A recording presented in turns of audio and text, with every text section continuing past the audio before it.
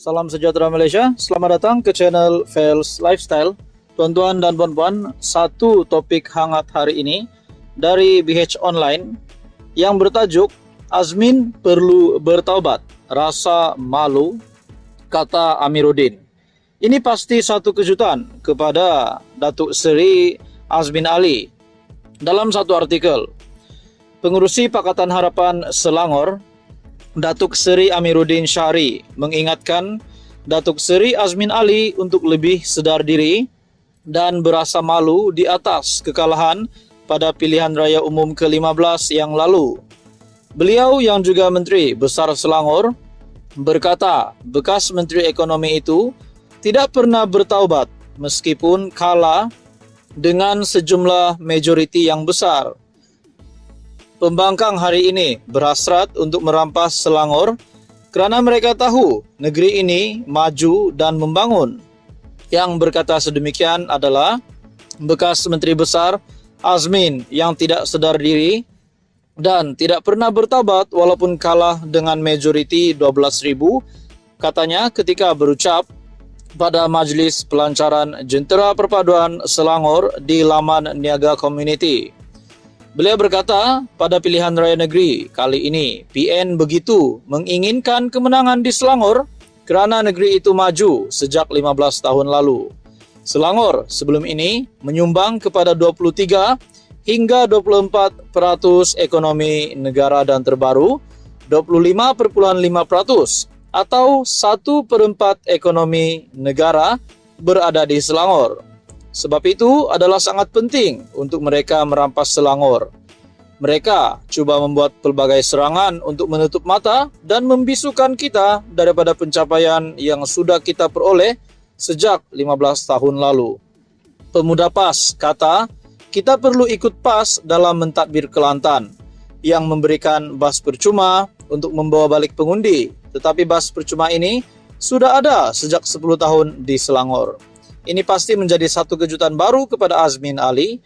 Dalam satu artikel dari BH Online, Azmin perlu bertaubat, rasa malu, kata Amiruddin. Teruskan bersama di dalam channel ini untuk info yang seterusnya. Jangan lupa bantu channel ini dengan menekan butang like, share, dan subscribe. Salam sejahtera Malaysia, selamat datang ke channel Fels Lifestyle. Tuan-tuan dan puan-puan, satu artikel panas dari Syabudin.com.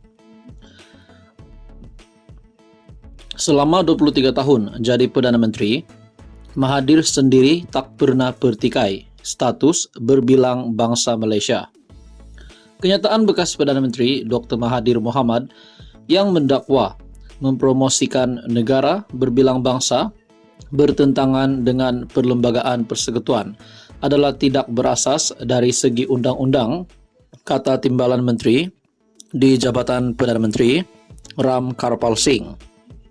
Timbalan Menteri yang bertanggungjawab terhadap undang-undang dan reformasi institusi itu berkata, Dr. Mahathir yang menjadi Perdana Menteri selama 23 tahun tidak pernah mempertikaikan status Malaysia sebagai sebuah negara berbilang bangsa dan kaum dalam tempoh tersebut. Malah telah mengiktiraf perkara berkenaan. Tambahan pula, sebagai seorang bekas Perdana Menteri selama lebih 2 dekad, sudah tentunya Dr. Mahathir Mohamad telah mempunyai akses kepada nasihat guaman melalui peguam negara dan oleh yang demikian sedar akan kedudukan undang-undang berkenaan perkara ini. Sebagai seorang negarawan yang berpengalaman, Dr. Mahathir Mohamad sepatutnya sedar akan betapa pentingnya frasa Unity in diversity should be our strength and not our shame. Perpaduan dalam kepelbagaian harus menjadi kekuatan kita dan bukan keaiban kita. Di Malaysia, seperti mana yang dinyatakan oleh Hakim Mahkamah Persekutuan Zainun Ali di dalam kes Indira Gandhi dan mengambil iktibar daripada frasa tersebut, katanya dalam satu kenyataan. Mengenai dakwaan Dr. Mahathir, terdapat desakan Malaysia tidak lagi dikenali sebagai negara Islam. Ram Karpal berkata, kedudukan agama Islam di Malaysia sebagai agama rasmi persekutuan tidak pernah dipertikaikan seperti yang termaktub di dalam perkara 3 Perlembagaan Persekutuan. Malah, katanya, Mahkamah Persekutuan dalam kes Danesh Tanap lawan Lembaga Pencegahan Jenayah dan ORS pada 2022 telah menyatakan bahwa perkara 3 Perlembagaan Persekutuan berhubung agama merupakan sebahagian daripada struktur asas Perlembagaan Persekutuan yang tidak boleh dipindah oleh Parlimen melalui pindaan Perlembagaan Persekutuan. Beliau berkata, sebarang pindaan sedemikian yang mempunyai kesan mengubah struktur asas perlembagaan negara adalah tidak berperlembagaan. Perkara 3 Perlembagaan Persekutuan turut memperuntukkan bahawa agama selain agama Islam juga boleh diamalkan dengan aman dan damai di mana-mana bahagian persekutuan.